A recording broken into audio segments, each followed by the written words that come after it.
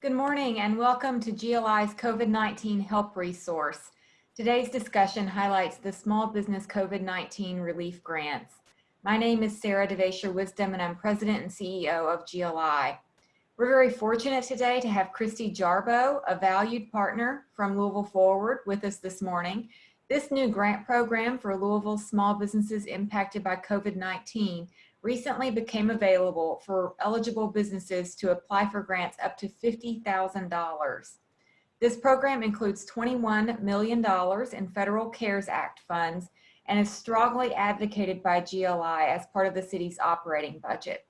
Before I turn things over, I'd like to give you an outline for today's discussion. After a presentation from Christy, we'll be taking questions from you. Please use the chat feature at the bottom of your screen. Our team will sort through the questions and we'll try to cover as many of them as possible in the time allotment that we have for today. We are also recording this session and you'll be able to check back and review it at our COVID-19 help resource, greaterlouisville.com. We're very thankful for our time today with Christy, and with that, I will turn it over to Christy Jarboe. Christy?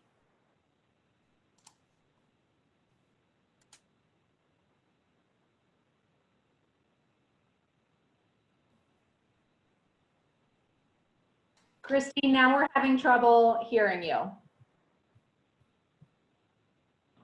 Okay, sorry. Hi. Great. Thank you, Sarah. Can you hear me now? Okay, great. Very happy to be here. Very happy to have a partner like GLI helping the business community understand and get in touch with and apply for this grant. This is a grant, this $21 million is from the CARES Act from the federal government. So we did a very, very quick start, excuse me, on this this grant program, but just to know that they are federal dollars and there are a lot of requirements that are very necessary, and our compliance monitoring is at the back end. So right now we're really at the front end of what we're doing. We opened the grant on July 1st, and now here it is August 4th, and we have 667 applications. We've assembled a team of grant specialists to work through these applications and processing, and it's a process. A lot of the documentation requested is not being added to the application, so we do have to have a lot of back and forth. But let me start by sharing my screen and showing you sort of where to start with this. Oops. Oh my goodness, where is it?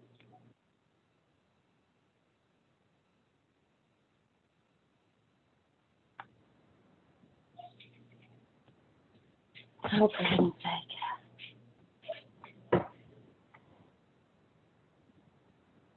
I apologize. I'm going to not share my screen. I'm trying to find the right screen. You go to louisvilleky.gov/small-business, and right at the top of the page is our COVID program. Basically, I want you to click on that, and you can go to the grant. Okay, can you see that now? Shoot. All the technical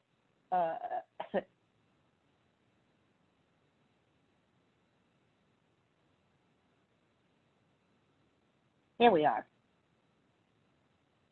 Okay, can you see the screen now? Someone give me a nod. Okay, so this is our Small Business COVID-19 Relief Grant page.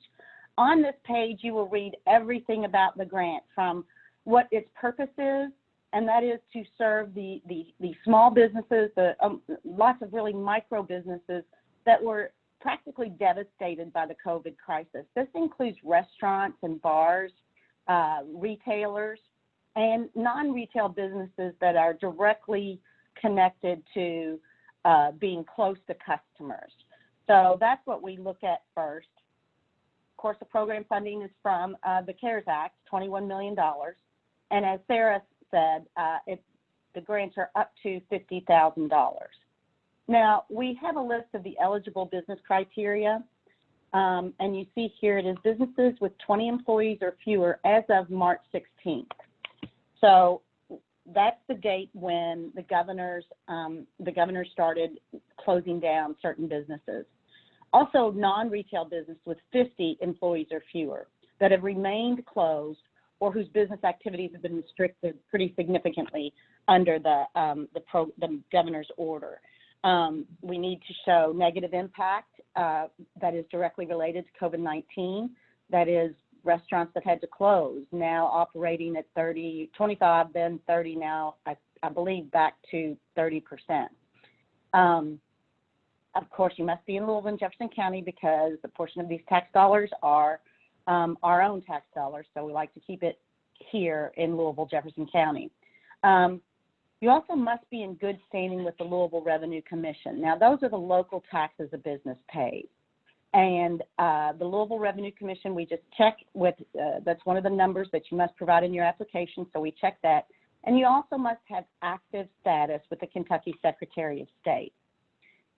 Now, when we start talking about the uses of the grant funds, we're talking about fixed expenses. So the way to look at fixed expenses is payroll, utilities, your lease, or your rent, your mortgage assistance. We can help you pay rent even if you don't have customers coming in. We're working with nail salons and hair salons. The fixed cost support does include debt service, but interest only. So business insurance, other things like that. Lots of businesses, particularly salons, have to continue to pay licensing fees and things like that. We also are allowing for the type of businesses that need to connect directly with customers that perhaps don't have technology for online platform. There are some really great restaurants that have done a really great job even before COVID of being able to order food online and for pickup and delivery. But a lot of businesses don't have that and can't afford it. So these funds can help do that as well. Now, you are not disqualified if you've received a payroll protection program grant, loan grant, or the EIDL program from SBA. But you cannot use the grant funds for the same expenditures that you use PPP and EIDL for. So it just takes a little bit of working on your budget to know when you're going to run out of those funds from the SBA and when you're going to start using the grant funds for things like payroll. So the application process includes just a quick sort of pre-qualification, and this is that pre-qualification. We need to know who you are, what your company name is, and your contact information. We want to know if you're located in Jefferson County and if your business is for profit. And I want to throw in an anecdote here. I think that it's strange, but this question, is your business for profit, has thrown off a lot of people. A lot of people say no because they're kind of grazing over it. It does mean for profit. If you say no, you will be told that you are ineligible for the grant program. So that's something I really want to point out to people that haven't applied yet, or perhaps have filled out this and been told they're not eligible. Go back and make sure you've checked the right, that you've clicked yes for profit. You need to check with the Louisville Revenue Commission to make sure you're in good standing, and your Revenue Commission number. And then here it is about whether you have 20 employees as of March 16th, or you're a non-retail business with 50 employees or fewer. You need to show us that you're negatively impacted, so we just want to make sure that you're able to do that. And then you are willing to able to report in writing how you will use these grant funds. So once you click submit and you've filled it out the best you can, you will be sent an email with a link to the full application. Now I'm going to find that now.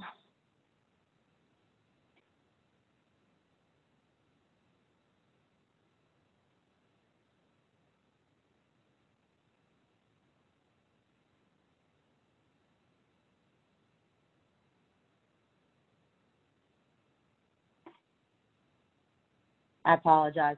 The full application is sent in an email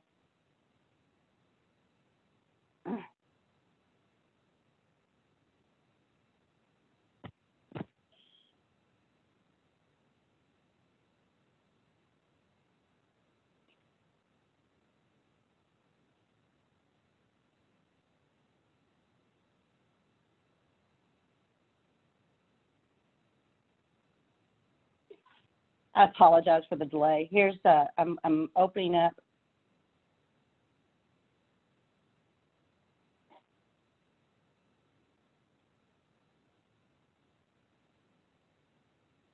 Here is the grant program application that you will be led to. Now, I want to point out some very important things to give a business description, how many employees you have, the date your business was established, your type of entity. Now, you need your federal tax ID number, your Louisville Metro Revenue Commission number, and a DUNS number if it's available. It's not required.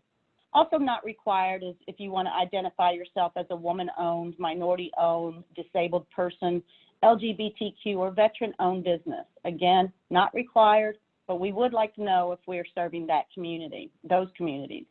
There's a brief place to put some negative impact. You can also attach to your negative impact by way of a narrative. And then we do ask again if your business has an online sales ordering platform, because we can tell you about what you can do to connect with that kind of technology and those providers. Eligible expenses can include any of the following. You can click which ones that you intend on using those funds for. Then we have ownership information, and that's 1 to 2 owners. You can add additional owners to a attached document. You can identify yourself by gender if you choose, or if you were born in the United States or not. But we do ask, as a required question, did you receive any of the government financing through PPP or EIDL? And ask you to let us know how much that is and what balance you have left, because a lot of people have already spent the funding that they got through those SBA programs. We want you to affirm that this grant funding will keep your business open for at least 6 months. Now, this is important, and it's, it's terribly heartbreaking in some ways. We had a number of applicants that we were working through and then chose to close. So we had to close their applications, and they were no longer available because we need to make sure the businesses are staying open. Now, here's the important part for me and my team that is going through these applications. The required documentation is very important, because these are federal funds as well, and we need to make sure that we are minding our P's and Q's and dotting our I's and crossing our T's. So you need to let us know your documentation demonstrating negative impact. A lot of people send late notices from their landlords, things like that, which is incredibly important now, because as we know, a lot of property owners are asking businesses to vacate now that that's been lifted, that protection has been lifted. We need your 2019 tax returns and your IRS Form 941. That's the quarterly form that you submit to the federal government. We need those, and we need comparatives. So if you can show us your 2019 tax returns and your IRS Form 941 from the first and second quarter of 2019, and the 2 quarters, the first and second quarter of 2020, then we can look at that as a comparative. Also, the current record of your financial condition. Now, that's going to include a profit and loss statement, again, for the first 2 quarters of 2020, and the first 2 quarters, if you have that. Definitely need the comparison of 2019. That comparison is very important. And we also need to see a balance sheet. Then your proposed 6-month budget for the use of the funds. Now, this is where you use only eligible funds and you do not go over $50,000. Your proof of ownership can be a Kentucky Secretary of State annual report. Your W-9 form, I'd like to be very clear about your W-9 form. Who knew that W-9 forms were so hard to fill out? Because we're getting a lot of them that are filled out incorrectly, and again, that causes a slowdown on people's applications going through the process. That budget that you send us, if approved, will become Exhibit A of the grant agreement. That means that you are committing to spending the money on what you say you're going to spend the money on, and provide documentation by way of receipts and such. And then part of that documentation of your negative impact, you can send us copies of past bills, invoices, business debt invoices, etc. And putting in your company name and date, is basically you signing this application. So once we get that application in, we start the process of processing the application. First, we check your Louisville Metro Revenue Commission status and your Kentucky Secretary of State status, and then we proceed to go through your documentation. We will not contact you until we begin going through your documentation, or if you are ineligible with LMRC or the Kentucky Secretary of State has you as inactive.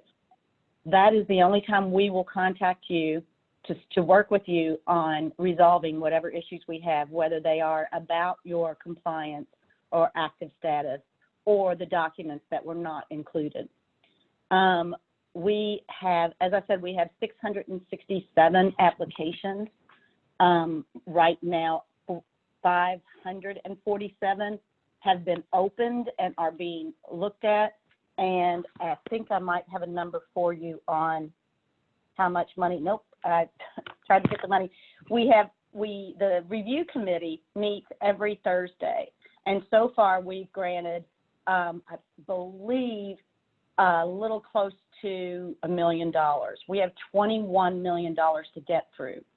Something very important, these funds that are approved will be sent out in 3 grant disbursements.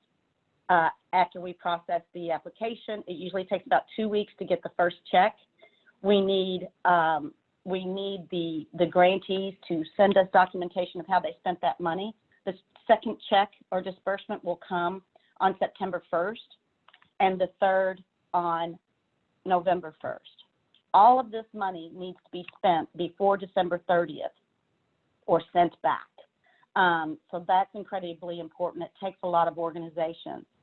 Something that is really important to us is that we reach businesses that perhaps did not have the kind of access to resources that folks that were able to apply for the PPP and EIDL program. Unfortunately, those businesses are also the ones that would have difficulty perhaps with their P&Ls, profit and loss forms, their balance sheets. So we are happy to partner with the Small Business Development Center and the mentors from SCORE to help those businesses put those financial documents together, including their budget, whatever help they need. But what I urge people applying to do is do your best to attach all the documentation you have to your application, because it certainly speeds up the process.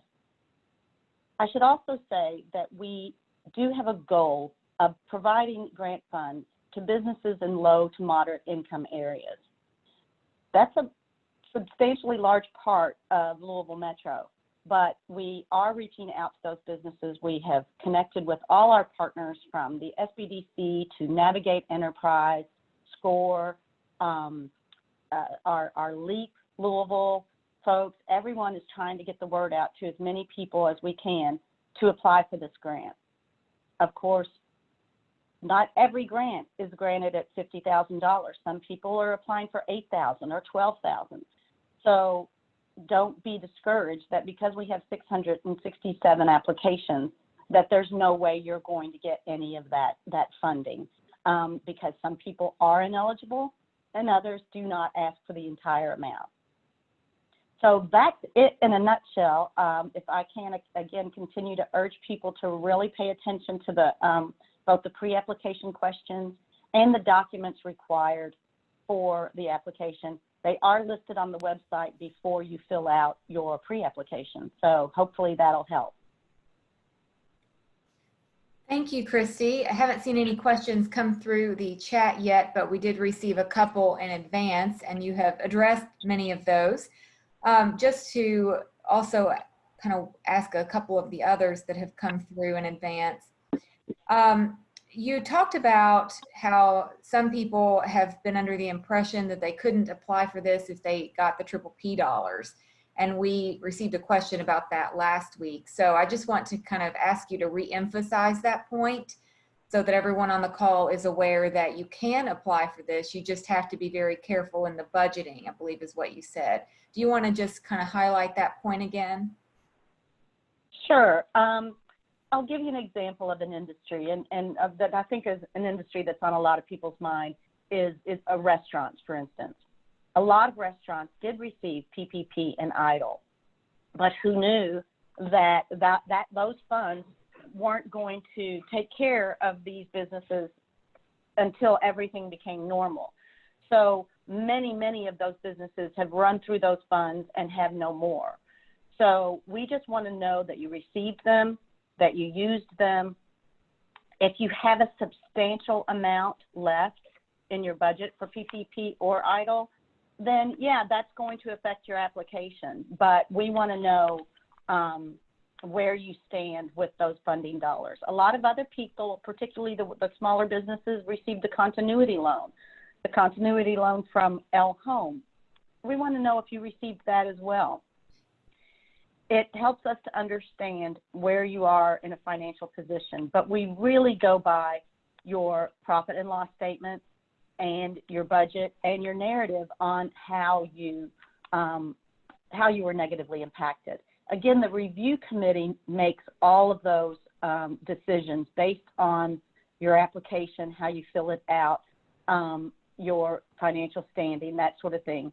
And we go through about 80 applications every Thursday afternoon. And so anyone that goes through it on that Thursday, we contact them that evening, if not the next morning. And I was a little surprised when you said that only about $1 million of it has been awarded and you've got 20 more million to go. So what happens if you're unable to use all of that money, and what can we do to help you get the word out beyond hosting things like this and trying to include the information in our email updates? I mean, is there anything else we can do, and what happens to that money if it doesn't get spent? Well, we still, again, have people working very hard to go through applications, and hopefully the 667 plus more that we will get probably today and tomorrow and the next day, which we do, will help us spend those funds. The most important thing for us, and it's a real call for diligence, is you will get that money faster if you attach all the documentation that's necessary. Again, if you need assistance to do that, we have folks that can help you, but we are working day and night through these applications, and we do believe that we'll get this $21 million out. We've got a team that's very dedicated to do that. Excellent. And let's see here, got a question. What about nonprofits in Louisville? You said that this is only for for-profit companies.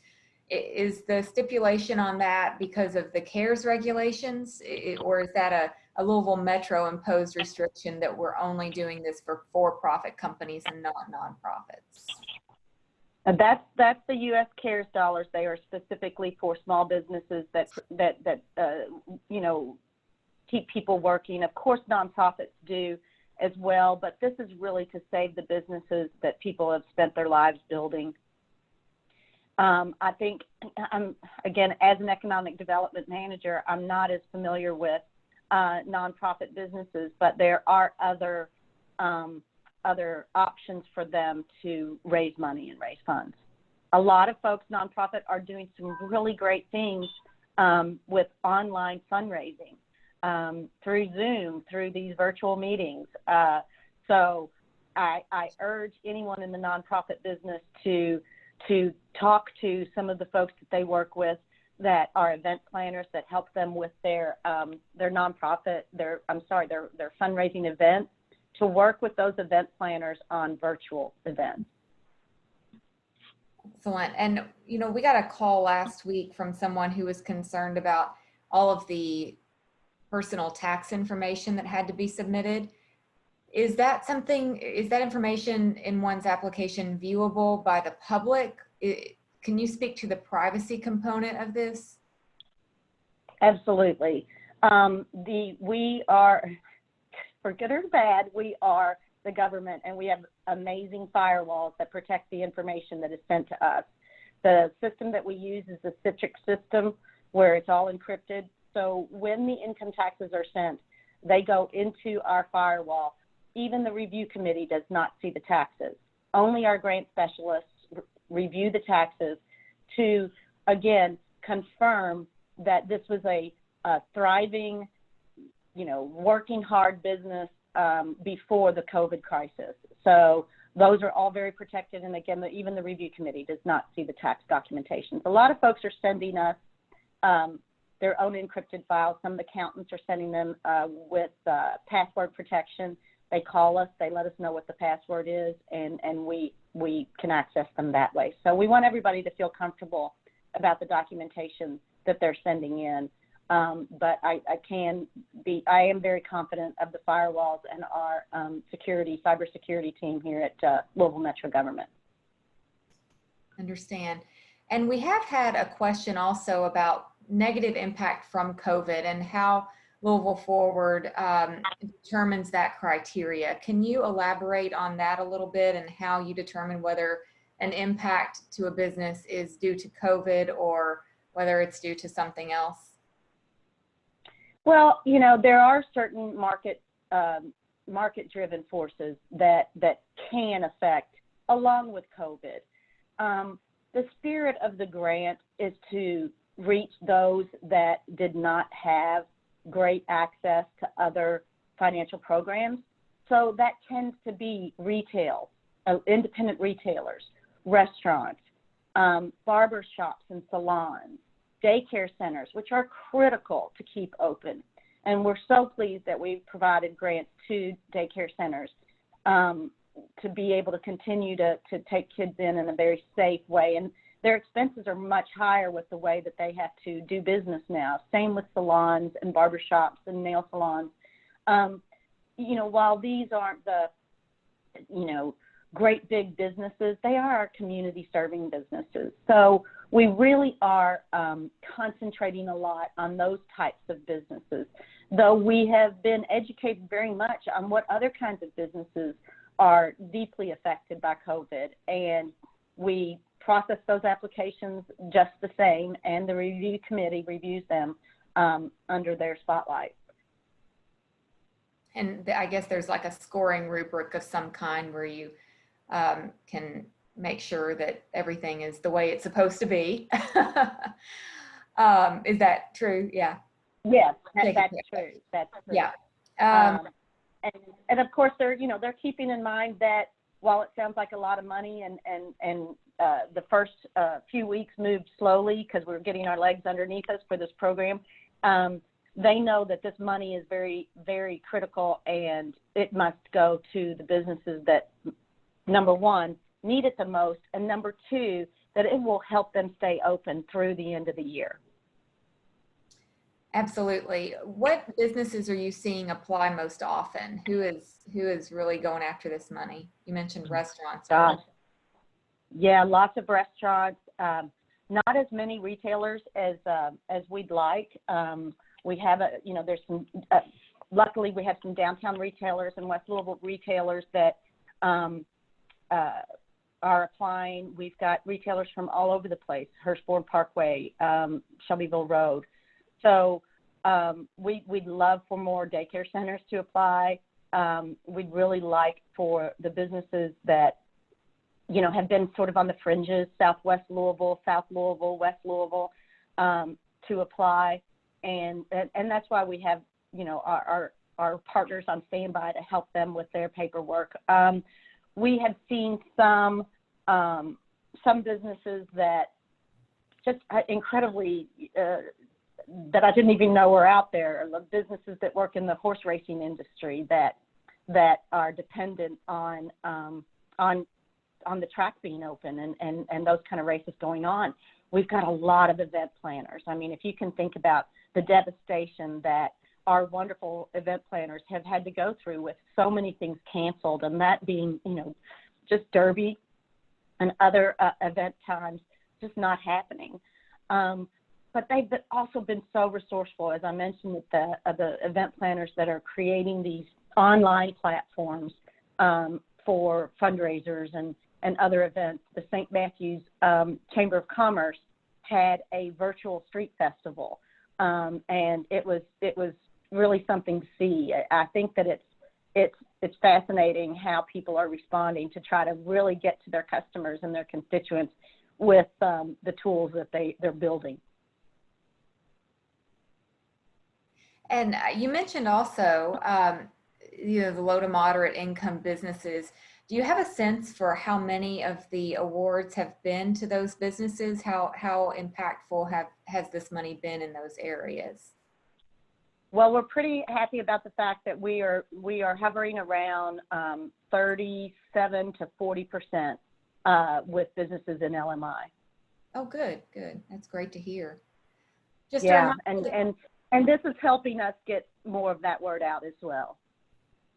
And if you need to know if your business is in the low to moderate income area, there is a map that you can check, and it's a census map. So you just go to the census, Louisville Metro, and low to moderate income, and you can identify your business in that area.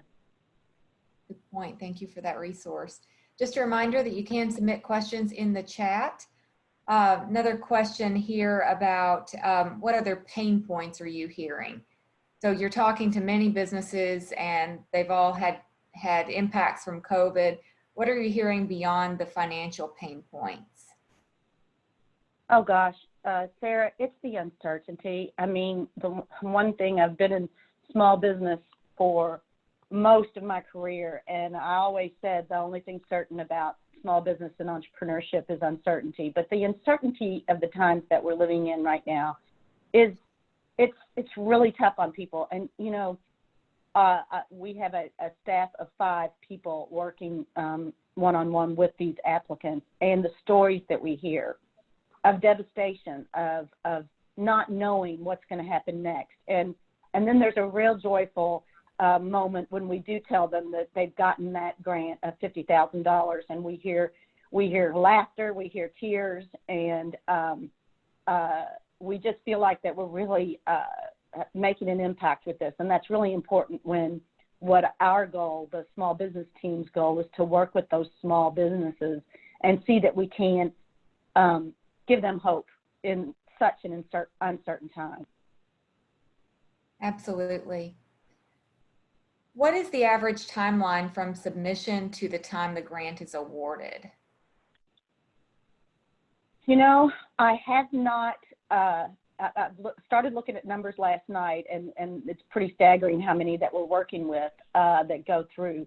I would say it's been 1, 2, and 3 weeks. Again, the fastest that go through are the ones that provide us with all the documentation. We have to, again, liaise with the Louisville Metro Revenue Commission, the Kentucky Secretary of State. We have to help people resolve those issues, make sure that they're in contact. That's another thing that people can look at on that website that I showed. There is a link to a process, the process that we go through to work on each application. Sometimes we need to help people really articulate what their damage is, and some people, we have to spend a lot of time letting them know that the expenses that they want to put on their budget are ineligible. We do not help them pay taxes. We do not pay loans. We will pay interest on loans, but the only taxes that this grant funding can be used for are property taxes. Understand. When we think about how we've all had to pivot and help businesses in whatever ways we possibly can, what are some of the other city resources that you want to make business leaders aware about who may be impacted by COVID? I know Louisville Forward is doing quite a bit to help businesses. What are some of those other offerings that you might want to make businesses on this call aware about?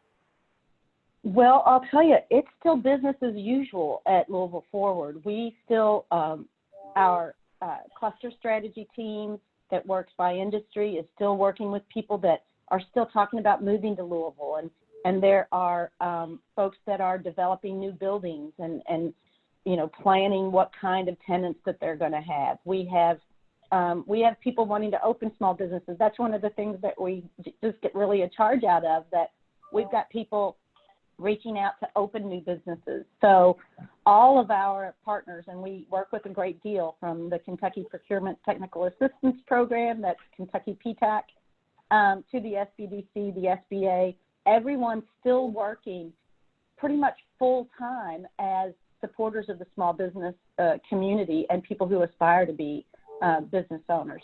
So the METCO loan program still there and available for folks that are upgrading their buildings. Everything is business as usual with economic development. And all you have to do is go to LouisvilleForward.com and see all of those resources that are available. Wonderful. I think that is a very good point to end on. It looks like we have exhausted all of the questions that people have sent in the chat. Some of them I've gotten privately, and we got some in advance, but we really do appreciate your time today. Like I said, we are going to be posting this on our website so that people can look back at it, and certainly we want to make sure that they can connect with you directly, Christy, for any additional questions. Our next virtual discussion will be tomorrow, Wednesday, August 5th. We have our coffee and quarantine discussion at 9:30, as well as a collective conversation with the Kentucky Association of Manufacturers as a result of their recent study of wage and benefits, and that will be from 11 to 12. So to join that, please visit our website and register. Thank you all for joining us today. Please stay safe and well. Have a great day.